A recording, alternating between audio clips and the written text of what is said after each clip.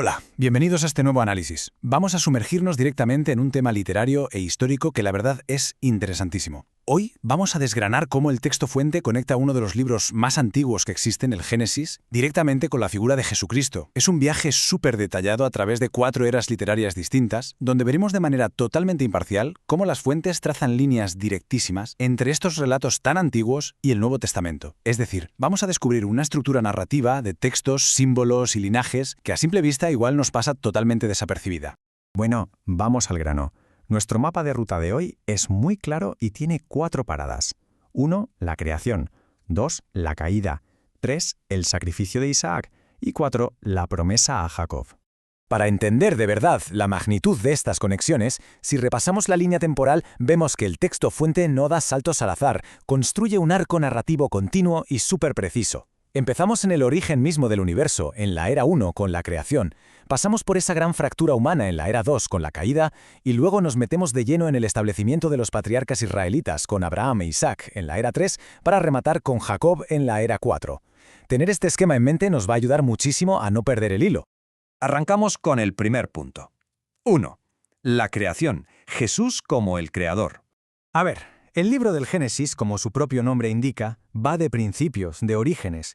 Pero lo fascinante es que la fuente que estamos analizando enlaza este origen de todo con una figura del Nuevo Testamento.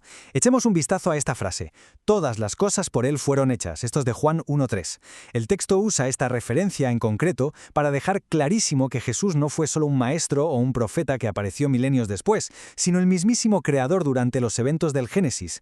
Básicamente, es una afirmación poderosísima que nos invita a releer el primer capítulo de la Biblia con unas gafas totalmente nuevas, poniendo a Jesucristo justo en el centro de ese acto creativo. Avanzamos a la siguiente parada. 2. La caída, la profecía en el Edén. Damos un salto en el tiempo hasta el primer gran conflicto humano registrado, cuando se rompe esa perfección inicial.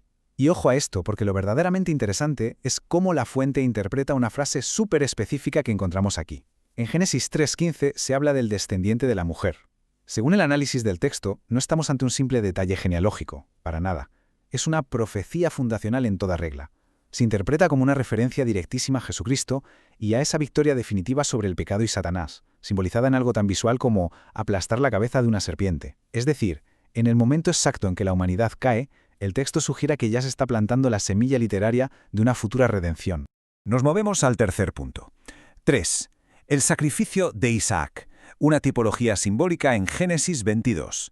Dejamos atrás los inicios de la humanidad y nos metemos en la era patriarcal, concretamente en esa historia tan intensa de Abraham y su hijo en el capítulo 22. Aquí el texto fuente hace algo que en literatura se llama tipología. ¿Qué es esto? Bueno, es cuando figuras o eventos del pasado sirven como molde, como símbolo, para eventos futuros. Y esto ilustra a la perfección el paralelismo exacto que traza la fuente.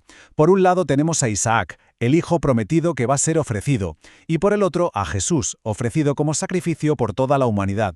La fuente nos muestra a Isaac como un símbolo poderosísimo de Cristo.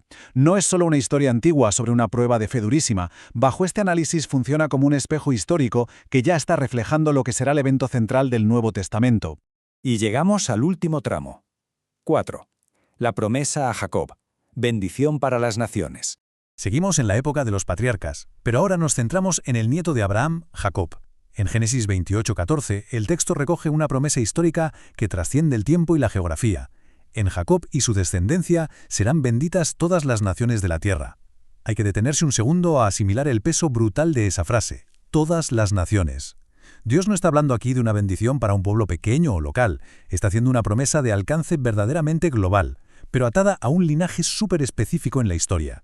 Y aquí está la clave de todo. ¿Cómo se materializa esta promesa tan inmensa? Pues la fuente nos lo muestra en 2 pasos. En un primer paso, la promesa se le hace a un hombre concreto en el mundo antiguo, a Jacob, pero el segundo paso es el verdadero desenlace de nuestro análisis. Esa misma promesa se cumple definitivamente en Jesús. Al ser Jesús descendiente directo de la línea de Jacob, se convierta en el puente, en el vehículo exacto para que esa bendición milenaria alcance efectivamente a todas las naciones de la tierra. Es un puente literario e histórico perfecto, tirado desde el Génesis hasta el Nuevo Testamento.